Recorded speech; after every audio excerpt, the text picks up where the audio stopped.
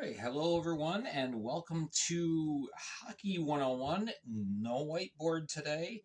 Something very different as far as our environment. We are going to cover stick infractions today, and yeah, doing it kind of a different fashion. All right, stick infractions. Obviously, I've got my very old hockey stick here. I've had this since I was a teenager. Um, anyway, gonna kind of demonstrate. Well, not exactly demonstrate, but gonna kind of show you with motions some of the common stick infractions, and um, if you've always wondered what all those funny motions and signs that the referee makes, well, that corresponds with penalties. Okay, now there's a lot of penalties, a lot of different things that a person can get sent to the penalty box for. Most penalties in a game are a minor penalty that is 2 minutes in the sin bin or the penalty box, uh, and the booth of isolation, whatever else you want to call it. Uh, but today I'm going to cover specifically the infractions that involve the stick. All right. All right. First one we're going to talk about is a cross check, and you see this on the thumbnail for this video. Basically, you're supposed to use the stick to move the puck, not to do this on someone's back, but that does happen a lot of times. There's a lot of pushing and shoving, especially when there's a couple people in front of the goal, and defensemen might do this to kind of try and coax the attacking player out of that area. Okay, when that happens, that's a cross check. Uh, Basically, you'll see the referee do the same thing. Yeah, you'll see him do this. 2 minutes cross check. All right. Another thing we see commonly is a slash. Um, Usually, you're taking the stick and right on the person. Doesn't feel good. This is an old wooden stick. This is actually a wood composite stick. This isn't like the aluminum composite sticks that most players use today. Uh, those hurt. You get slashed, especially if you get slashed on the wrist, that is going to hurt. Anyway, so slashing, referee will do kind of a chop there, and away you go. 2 minutes for a slash. All right, a hook. A lot of times, if a defender is behind a person with a puck, they might reach their stick out and try and hold them back, and you'll see the referee do that motion. That'll be 2 minutes for hooking. All right, tripping.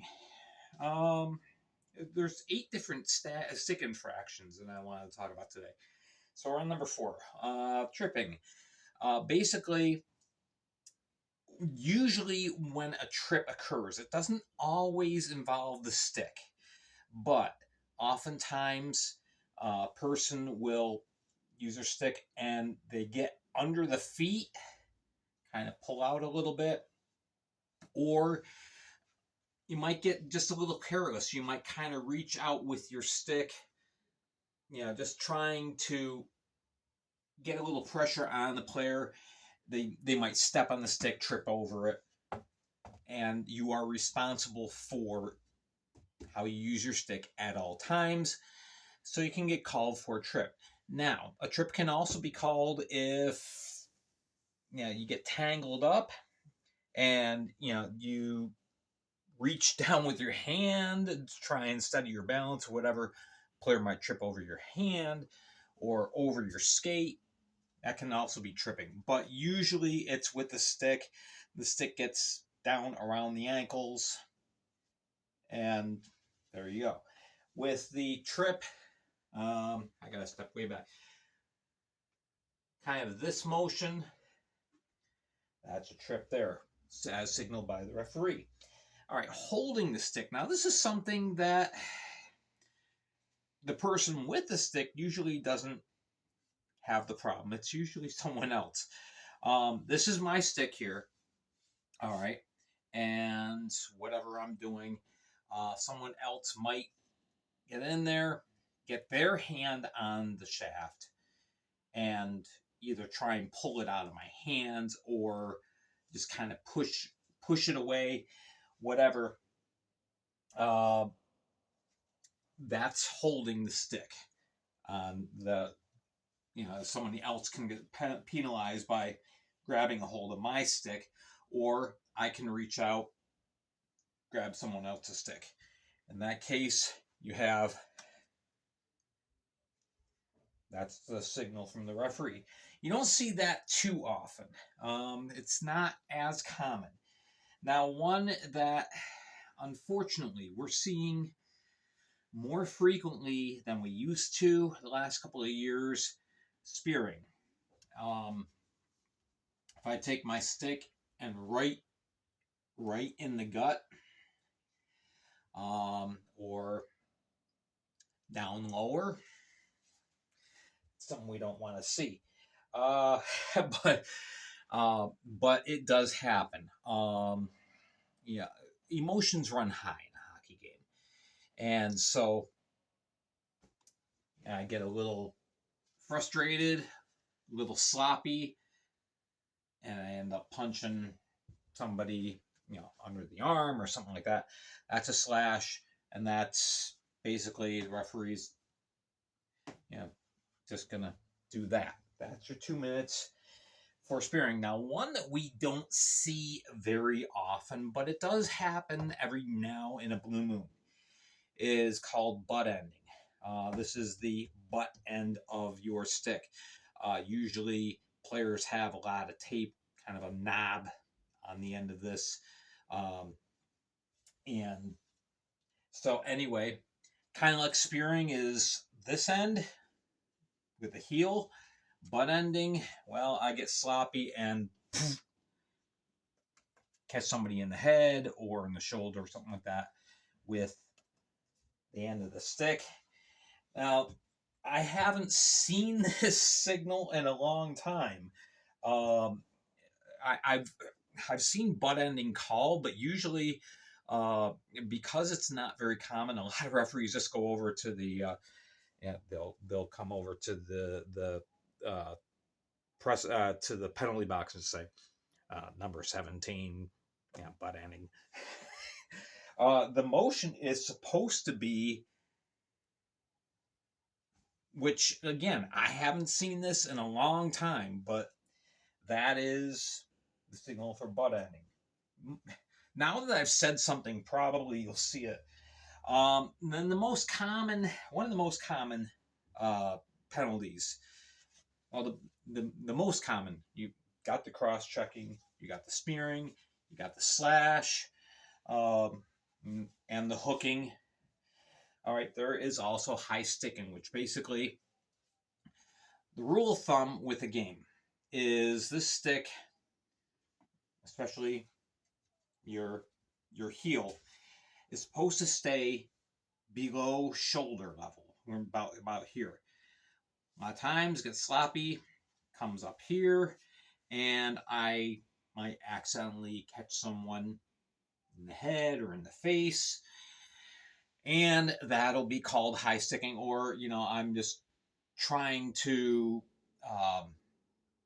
maybe swat at a puck that's up in the air, I miss and catch somebody in the face. Yeah, gotta control your stick at all time. So usually it's a 2-minute penalty, but and this is kind of a weird hockey thing.